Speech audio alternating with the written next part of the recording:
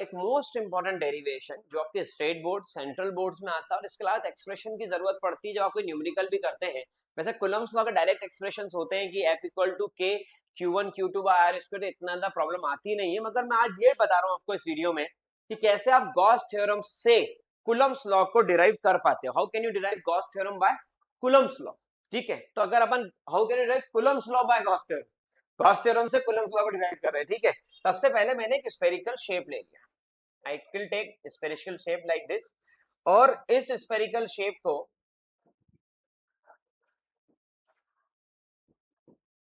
यहां पर मैंने एक चार्ज ले लिया, दैट चार्ज इज Q। ठीक है, मैंने कहीं पर एक सरफेस ले ली, इस गॉसियन सरफेस का हिस्सा, तो वो सरफेस को मैंने यहां पर कनेक्ट किया कुछ इस तरीके से और इसकी डिस्टेंस कितनी r। अगर इस सरफेस के कंपोनेंट्स की स्टडी करूं तो इस सरफेस के परपेंडिकुलर कंपोनेंट निकालना बहुत इंपॉर्टेंट डेरिवेशन है, इसकी एंड में थ्योरी भी दे दूंगा मैं ताकि आप लिख सको। इस सरफेस का एक परपेंडिकुलर कंपोनेंट है जो है ds वेक्टर, और इसी सरफेस का यहां पर एक और कंपोनेंट है जो है e वेक्टर। तो एक हो गया इसके अंदर ds वेक्टर और एक हो गया e वेक्टर। जब दोनों सेम लाइन में है तो उसका एंगल कितना बना, 0 डिग्री।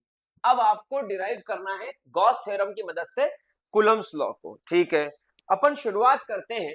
ठीक है, ये जो यहाँ पर सरफेस आपने ली है, ये सरफेस है स्फेरिकल, क्योंकि आपको दिख भी रही होगी 3 डायमेंशनल है, और ये है गॉसियन सरफेस। तो ये है स्फेरिकल गॉसियन सरफेस। अब आपको बताना है कि ये सरफेस के गॉस थ्योरम के कॉन्सेप्ट को लेकर के कैसे आप कूलम सॉल्व करते हैं। चलिए आइए अपन शुरू करते हैं। आपने बोला कि नेट इलेक्ट्रिक फ्लक्स, बोले हाँ। बोले close integral E D S cos theta, बोले हाँ। और बोले नेट इलेक्ट्रिक फ्लक्स गॉस ने बताया था कि Q अपॉन एप्सिलॉन नॉट होता है, बोले बिल्कुल सही है। ठीक है, मैंने बोला E को बाहर करो, यहां पर बचा सिर्फ ds, और यहां पर एंगल कितना है, cos 0। cos 0 की वैल्यू कितनी होती है, 1, आपको पता है। अब आप सरफेस इंटीग्रल, तो ये पूरी सरफेस को अगर मैं ऐड करूं तो अगर ये सरफेस कैसी है, स्फेरिकल है, तो इसका फॉर्मूला बनता है 4 pi r square, surface area of spherical surface. तो यहां पर आ गया E की वैल्यू क्या होगी, बोले Q upon 4 pi epsilon naught R square. Surface और एरिया हो गया 4 पाई आर स्क्वायर, जब इसको इंटीग्रेट किया, और cos 0 की वैल्यू 1, cos 0 की वैल्यू 1। तो यहां पर ये जो एक्सप्रेशन आया that is equal to Q upon epsilon naught. अब क्या मैं इस Q से इस Q को कैंसिल आउट कर सकता हूं, बिल्कुल सही, मैं इसको कैंसिल आउट कर सकता हूं। क्या मैं इस 4 पाई से इस 4 पाई को कैंसिल आउट कर सकता हूं और इस R से इस R को कैंसिल आउट कर सकता हूं, हाँ। तो मेरा एक्सप्रेशन आ रहा है। मुझे क्या करना है, मुझे ये एक्सप्रेशन ऐसे ना, क्योंकि ये गलती बच्चे करते हैं, मुझे ये एक्सप्रेशन ऐसे ना निकालते हुए मुझे इसके अंदर से E की वैल्यू निकाल लेना है।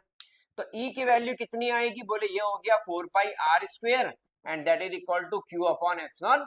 तो ये मैंने वो बात बताई जो स्टूडेंट गलती करता है, फिर वहां आकर के डेरिवेशन को याद करते हुए फंस जाता है और वो बोलता है कि ये तो LHS RHS इक्वल आ गया। तो वो तो इक्वल आना ही था, वो तो हमने गॉस थ्योरम डिराइव किया ही था। यहाँ पर आपको इलेक्ट्रिक फील्ड का फॉर्मूला जो आपको पता है, लेकिन वो निकालना है। क्यों, क्योंकि आप डिराइव कर रहे हो अपने बोर्ड्स एग्जाम।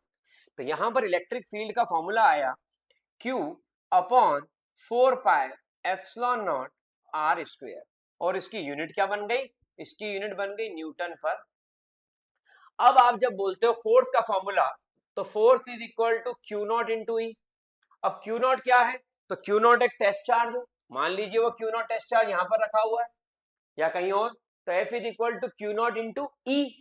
अब E का फॉर्मूला आपने अभी क्या डिराइव करा है, बोले Q upon 4 pi epsilon naught R square.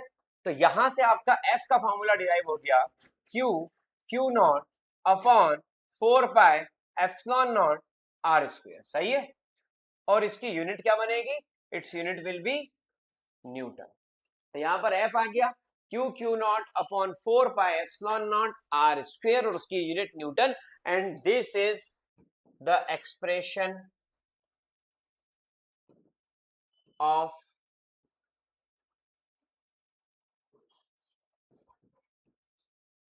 Coulomb's law। कैसे आया, बाय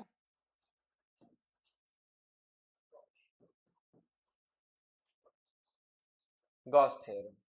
तो ये आपका एक्सप्रेशन है which you derive for Coulomb's law, which you derive Coulomb's law by Gauss theorem. तो एक बहुत इंपॉर्टेंट डेरिवेशन है, नोट डाउन कर लीजिए।